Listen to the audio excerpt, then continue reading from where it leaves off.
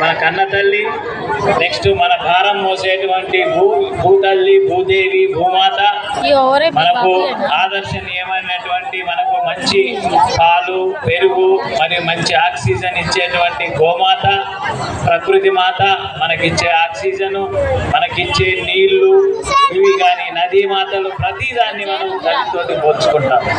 ఎందుకంటే తల్లి మనకు జన్మనిస్తుంది, మనల్ని రక్షిస్తుంది, పెంచుతుంది, పెద్ద చేస్తుంది. ఇట్లాంటి తల్లిని మనము కాపాడుకోవాల్సిన బాధ్యత ప్రతి ఒక్కరి పైన ఉంది.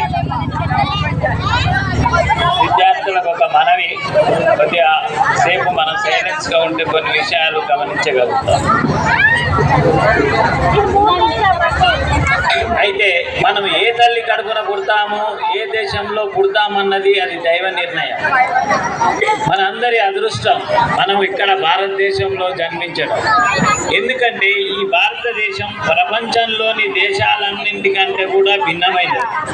ముఖ్యంగా పాశ్చాత్యులు కూడా అంటారు ఇక్కడ సంస్కృతిని, ఇక్కడి పద్ధతిని చూసి భారతదేశం దేవభూమి అని. ఈ దేవభూమి అని ఎందుకంటామంటే ఈ భారతదేశంలో ఉన్నటువంటి పర్వతాలు కానీ, నదులు కానీ, చెట్లు కానీ, చీమలు కానీ, ఇవి అన్నీ కూడా మనకు తపో భూమికి అనుగుణమైనవి. అంటే తపస్సు చేసుకోవడానికి అనుగుణమైన ప్రదేశం కాబట్టి దేవతలు కూడా ఇక్కడికి వచ్చి తపస్సు చేసుకున్నారు. దేవతలు అనుకుంటారంట ఇక్కడ స్వర్గం కంటే కూడా ఈ భూమి చాలా మంచిది, ఇక్కడ జన్మించిన వారందరూ దేవతల కంటే కూడా అదృష్టవంతులని.